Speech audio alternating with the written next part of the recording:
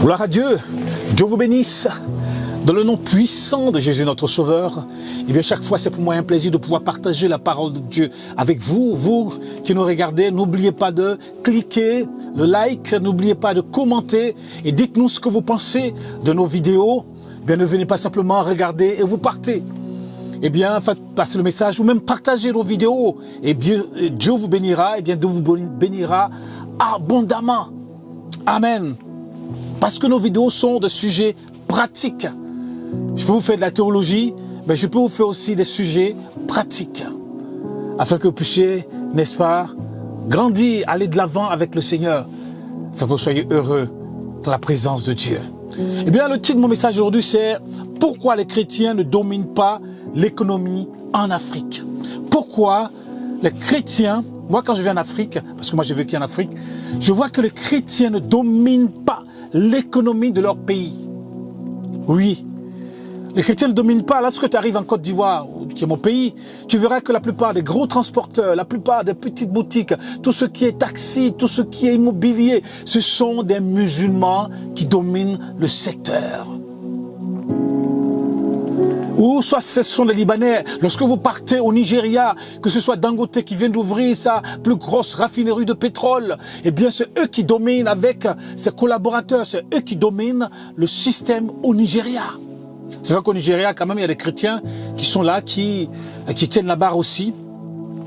Mais ce sont des musulmans qui dominent.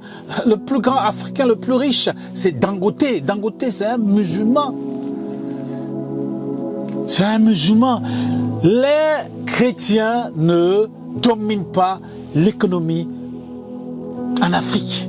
Ils sont là, ils prient, ils jeûnent, ils prient, ils jeûnent, ils prient, ils jeûnent. Mais dans toutes les religions, les gens, ils jeûnent et prient. Ils jeûnent et prient. La vie chrétienne, c'est pas simplement jeûner et prier, et puis Dieu va descendre avec les valises. Non, Dieu ne descend pas avec les valises. Dieu a déjà mis tout sur la terre, afin que vous puissiez prospérer à tous égards, afin que vous puissiez multiplier ce qu'il a mis sur la terre. Dieu ne va pas descendre avec des grosses valises. Dieu a déjà tout mis sur la terre, afin que vous puissiez transformer cela. Dieu va vous donner des idées, afin que vous puissiez mettre ces idées, n'est-ce pas, en place, pour pouvoir créer votre entreprise, créer quelque chose, et il va vous bénir dans ce sens. Ou Dieu va mettre des gens sur votre route, afin d'investir dans votre idée, investir dans votre entreprise, et vous aider, afin de pouvoir prospérer. C'est comme ça que Dieu fait. Dieu ne descend pas avec des valises d'argent. Dieu n'a jamais fait ça, et il ne fera jamais cela. Il n'a pas fait ça avec Abraham, il n'a pas fait ça avec Jacob, il n'a pas fait ça avec Moïse, mais il les a bénis là où ils étaient. Les chrétiens ne dominent pas l'économie de leur pays. Chez moi, on est du centre, chez les Baoulés, ils font que du café et du cacao. Nos parents, ils ont fait que du café et du cacao. En dehors du café et du cacao, pour eux, il n'y a plus rien. Ils connaissaient que ça. Heureusement qu'il y a une nouvelle génération qui est là, qui investit dans l'immobilier, dans tout ce qui est élevage, dans d'autres domaines. Parce que le jour où vous avez un problème climatique, le café et le cacao n'ont pas donné. Nous, on a subi ça. Des fois, les parents disent, voilà, cette année, ça n'a pas donné, il n'y a rien. Voilà, le cacao, ils ont payé, mais ils n'ont pas encore donné l'argent, c'est cela. On a subi ça.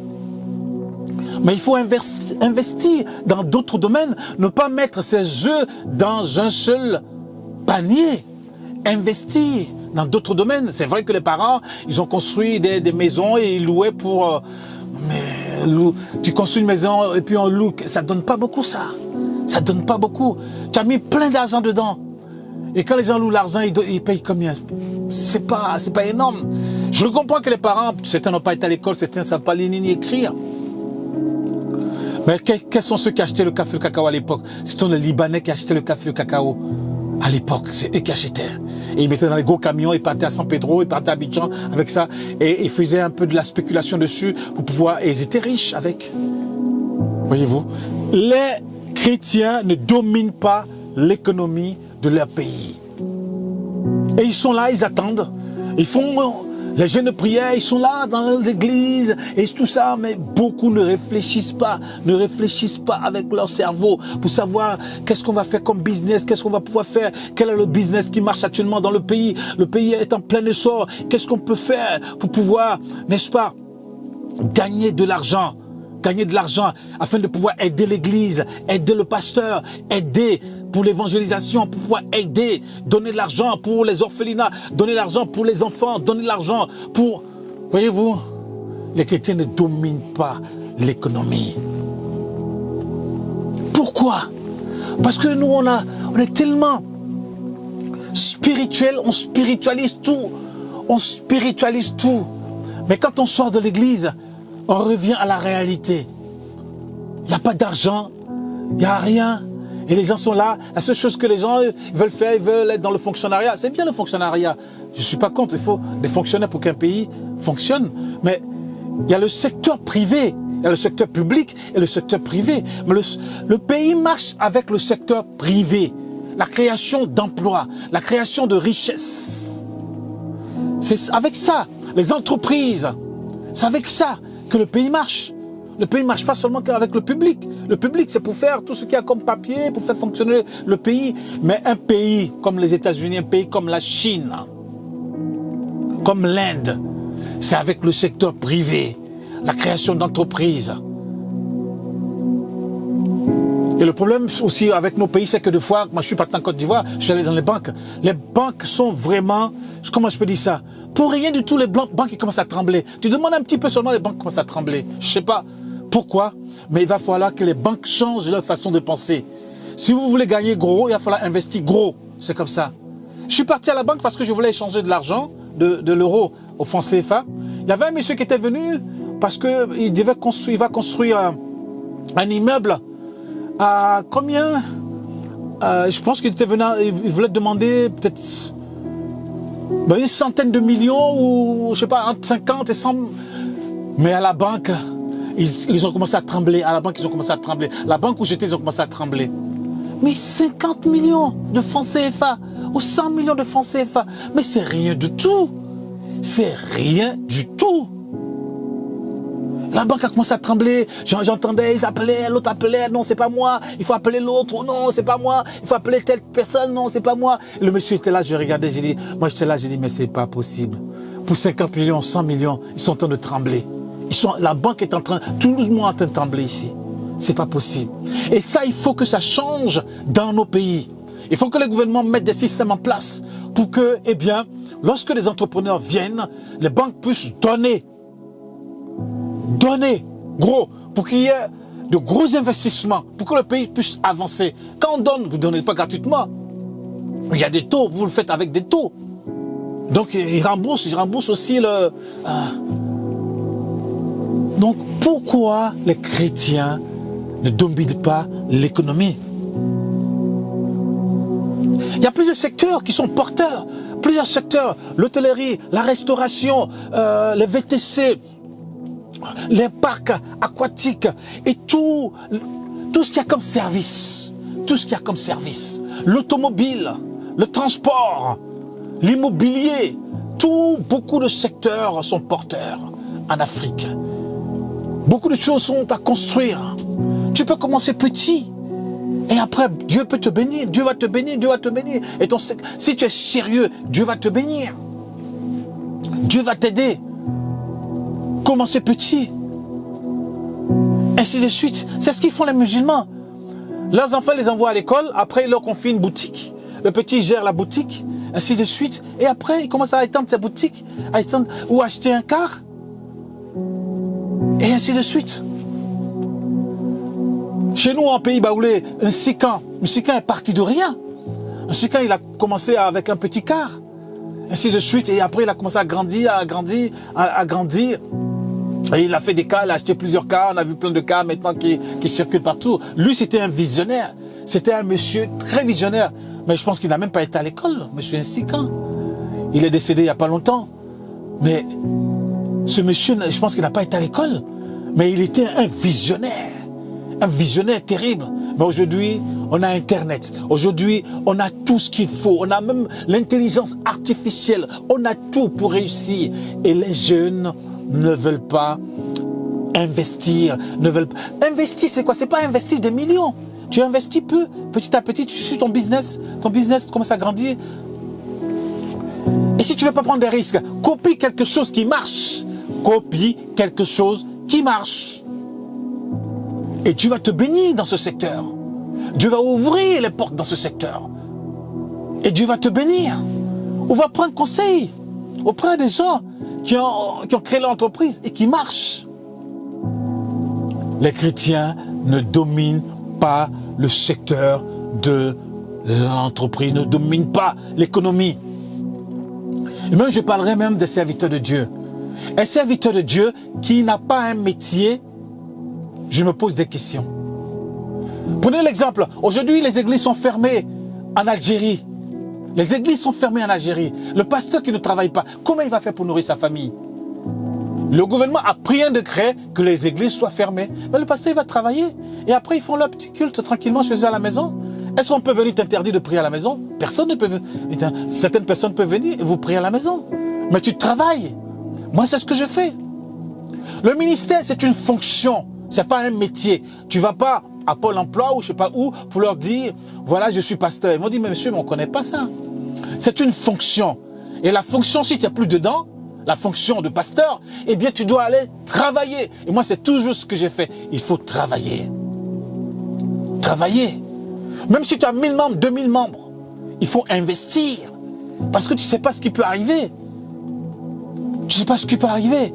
Dans nos pays, des fois, il y a eu la guerre, il y a eu des problèmes. Les églises sont fermées. Comment tu fais, pasteur, pour pouvoir nourrir ta famille, pour pouvoir manger? Comment tu fais? Comment tu fais? Moi, un pasteur qui n'a pas un métier, quand on dit un pasteur, je dis, quel est ton métier? Qu'est-ce que tu faisais avant comme métier?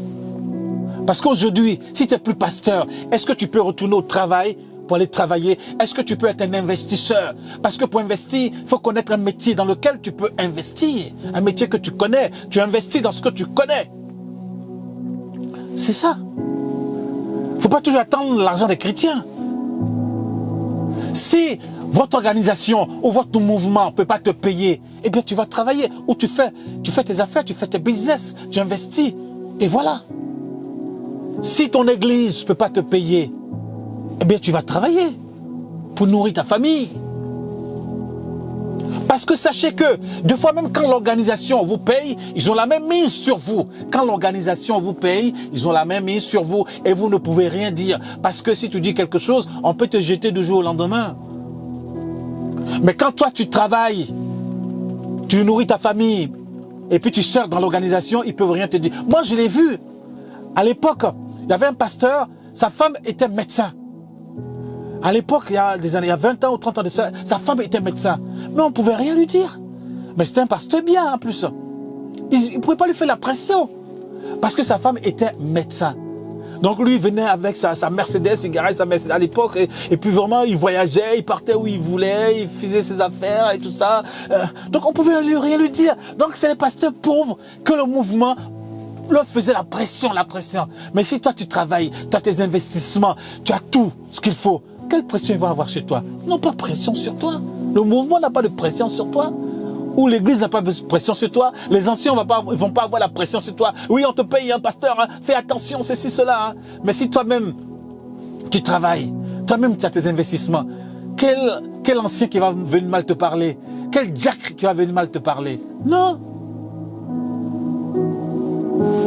Les chrétiens ne dominent pas l'économie de leur pays. Les chrétiens ne dominent pas l'économie de leur ville. Les chrétiens, ils attendent toujours. Et c'est les musulmans qui dominent. C'est les juifs qui dominent. C'est les autres qui dominent. Vous savez, les juifs, quand ils vont à la synagogue, après quand ils sortent, ils vont se voir parce qu'ils se connaissent entre eux. Ils font les business entre eux. Vous ne voyez pas, mais tout ce qu'il y a comme immobilier, moi, quand j'étais à Miami, tout ce qu'il y avait comme immobilier, c'est eux qui dominaient ça. À New York, tout ce qu'il y a comme immobilier, c'est les juifs qui dominent. Vous arrivez à Abidjan, tout ce qu'il y a comme immobilier, c'est les Libanais qui dominent. Ou les musulmans qui construisent des immeubles, qui dominent. Les chrétiens, ils n'ont pas grand-chose. Les chrétiens, tu le vois dans l'appartement, ils sont contents, ils vont à l'église, ils reviennent, tout ça. Ah, il faut que ça change. Il faut que ça change. Nous disons que notre Dieu est grand, l'or et l'argent appartiennent à notre Seigneur. L'or et l'argent appartiennent à Dieu. Dieu est puissant, Dieu peut guérir, Dieu peut restaurer, Dieu peut bénir.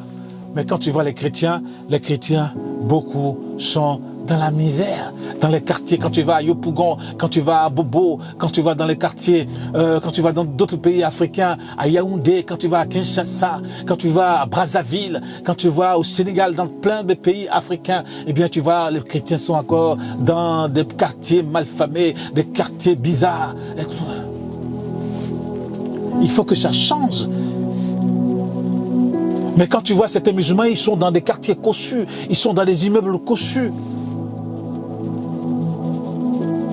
Il faut que ça change. Il faut que notre mentalité change. Nous avons le Saint-Esprit qui est en nous. Le Saint-Esprit ne peut pas nous donner des idées. Prie et le Saint-Esprit te donnera des idées. Et la chose la plus importante, c'est de passer à l'action. Ouvrir sa boutique, construire une maison. Plein de choses, plein de business, plein de services, plein de choses à faire. Et Dieu te bénira, mon frère, Dieu te bénira, ma sœur. Nous sommes arrivés à une époque où les choses doivent changer. L'Église doit évoluer. Ici en Europe, la plupart des huguenots, c'était des banquiers, des avocats, des hommes d'affaires, riches. Et le roi, il a eu peur, ils ont commencé à les persécuter. Oui, quand vous allez commencer à être riche, les gens vont commencer à vous persécuter. Et après, ils étaient obligés de partir. Aux États-Unis, ils sont partis sur d'autres continents. Parce que le roi, il pensait que les protestants allaient prendre le pouvoir. Tellement ils étaient devenus puissants, les protestants. Mais aujourd'hui, les protestants, c'est des petits là. Le gouvernement ne pense même pas à eux. Le gouvernement dit, hop, laissez-les, hop, hop. Ils pèsent pas lourd, ils pèsent pas lourd. Ils pèsent pas lourd. Voyez-vous? Mais quand vous pèsez lourd, eh bien, le gouvernement peut vous écouter.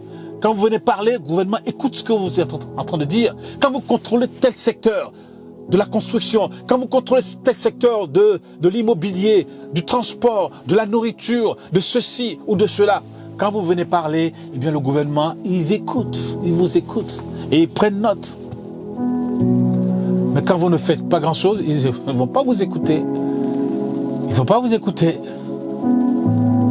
Bon, que Dieu vous bénisse.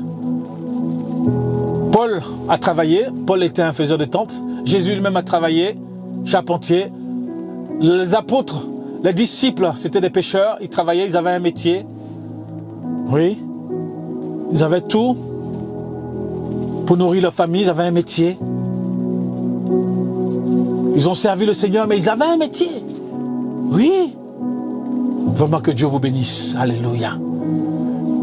Que Dieu vous bénisse là où vous êtes, que Dieu vous donne des idées, Dieu vous donne l'intelligence et la sagesse en toutes choses, afin que vous puissiez prospérer à tous égards. Alléluia. C'est le même Dieu, il n'a pas changé. Celui qui a béni dans l'Ancien Testament et celui qui a béni dans le Nouveau Testament, c'est celui qui bénit encore aujourd'hui. Celui qui ouvre les portes et personne ne peut fermer, c'est celui qui est encore là aujourd'hui. En lui, il n'y a ni homme de variation, il est le même hier, aujourd'hui et éternellement. Jésus de Nazareth, il n'a pas changé. Il est bon, il est merveilleux. Que Dieu vous bénisse dans le nom de Jésus. C'est ce que je voulais partager avec vous aujourd'hui. Eh bien, soyez bénis au nom de Jésus. Amen et Amen.